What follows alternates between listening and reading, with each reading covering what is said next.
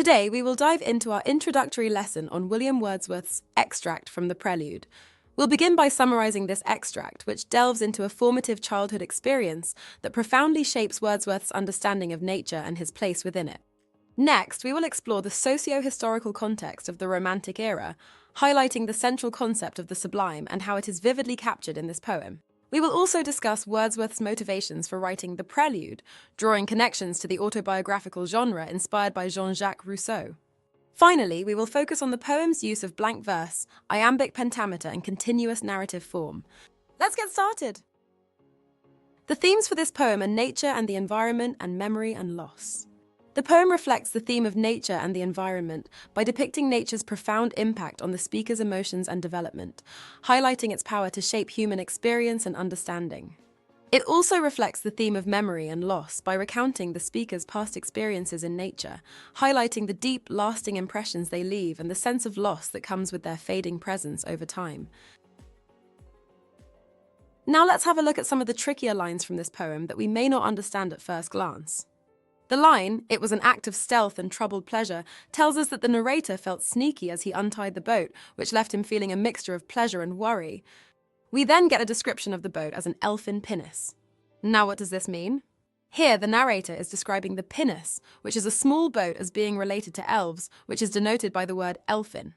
This description of the boat as something magical conveys a sense of otherworldliness and points towards the mystical experience the speaker is about to undergo on the water. The line, "For so it seemed, with the purpose of its own, and measured motion like a living thing," describes the mountain as being alive, as having its own motives and way of moving, just like a living creature. Let's next have a look at the line, "For many days my brain worked with a dim and undetermined sense." Here, the narrator reflects upon his emotions after his encounter with nature. It suggests that the encounter left a profound yet confusing and unfamiliar impression upon him. Finally, let's take a look at the last few lines. "But huge and mighty forms that do not live like living men moved slowly through the mind by day and were trouble to my dreams." Huge and mighty forms refer to the majestic and awe-inspiring aspects of nature, such as the mountain peak described earlier in the extract. These forms are described as not living like living men, but instead are more than human and possess a powerful presence. The phrase "moved slowly through the mind by day" suggests that the memory of this encounter with nature is constantly in the speaker's thoughts, influencing his perception and understanding during waking hours. "Troubled to my dreams" implies that these experiences also affect the speaker's subconscious, appearing in dreams and causing unease or contemplation. So, what is Extract from the Prelude about? It is an excerpt from William Wordsworth's longer autobiographical work, The Prelude. In this specific section, Wordsworth recounts an important childhood memory that shaped his view of nature. Let's imagine how he would have described this memory. "One evening when I was a boy, I found a boat tied to a willow tree and, filled with joy, rowed out onto the lake. Suddenly, a towering peak rose behind a ridge. I was both in awe and I was fearful as nature's calm became powerful and intimidating. In the beginning, the stillness of the night and the rhythmic sound of the oars in the water fill him with a sense of peace and liberation as he rows out.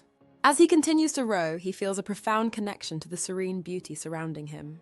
When the towering peak rises, it transforms this calm scene. The once peaceful nature becomes powerful and intimidating as the immense mountain looms over him, casting a dark shadow. In this moment, he is filled with awe and a deep sense of fear, recognizing the overwhelming majesty and force of the natural world. This encounter leaves a lasting impression on him, instilling a sense of nature's sublime power and its ability to evoke profound emotional responses. Now, let's consider some important context for Extract from the Prelude by William Wordsworth. The Prelude was written during the height of the Romantic era, which lasted from the late 18th into the early 19th century. This was a time when artists, writers, and thinkers began to value emotion, individualism, and a deep connection to nature. Romanticism often explored themes of beauty, the sublime, and the personal experiences of individuals. The concept of the sublime is one of the keys to understanding Romantic literature.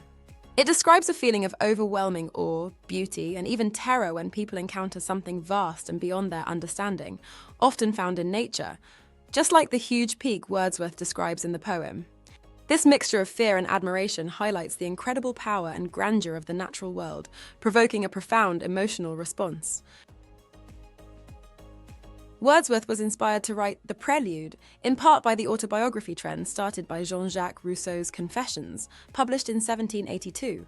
Rousseau's work was one of the first major autobiographies, focusing on personal experiences and self-reflection. Inspired by this, Wordsworth aimed to detail his own development and the formation of his poetic identity. The Prelude, which Wordsworth subtitled Growth of a Poet's Mind, reflects this introspective journey. It explores how his experiences with nature and deeply emotional moments helped shape his philosophy and artistry. Extract from the Prelude is written in blank verse, which means it does not rhyme but is composed in iambic pentameter. This form gives the poem a natural, speech-like quality, allowing Wordsworth to express complex thoughts and emotions with fluidity and flexibility. The lack of rhyme lets the reader focus more on the rhythm and content of the lines, making the poem feel more conversational and introspective. The use of iambic pentameter, which is a regular pattern of unstressed and stressed syllables, provides a steady flow and rhythm that creates a beat. This mirrors the contemplative and reflective nature of the poem. Additionally, the meter mirrors the continuous and harmonious motion of rowing. As Wordsworth describes his experience on the lake, the rhythm of the meter evokes the physical sensation of rowing, enhancing the reader's immersion in the scene. Another important aspect of the poem's form is its lack of traditional stanza breaks. The extract is presented as a continuous narrative without distinct divisions into stanzas. This absence of breaks creates a seamless and uninterrupted flow, allowing Wordsworth to weave together different episodes and reflections smoothly. As a result, the reader experiences a cohesive and unified account of his adventure on the lake. This continuous narrative immerses the reader in Wordsworth's journey, making them feel as though they are moving through his thoughts and emotions without pause. Additionally, the extract's uninterrupted structure mirrors the image of the huge peak Wordsworth encounters. Just like the peak rises abruptly and overwhelms with its grandeur, the extract's form heightens the intensity and immersion, building momentum and emotional impact, reinforcing the awe and sublime experience Wordsworth describes. In this lesson, we began by understanding what Extract from the Prelude is about, focusing on Wordsworth's childhood experience by the lake as he recounts an important childhood memory. We learnt about the Romantic era with its emphasis on emotion, nature, and the sublime, and how Wordsworth's motivations were influenced by Rousseau's autobiographical style. Lastly, we examined the extract's form, noting its use of blank verse, iambic pentameter, and continuous narrative work to guide us through the narrative of Wordsworth's thoughts. Well done! Next lesson, we will dive deeper into the language and imagery used by Wordsworth. See you next time!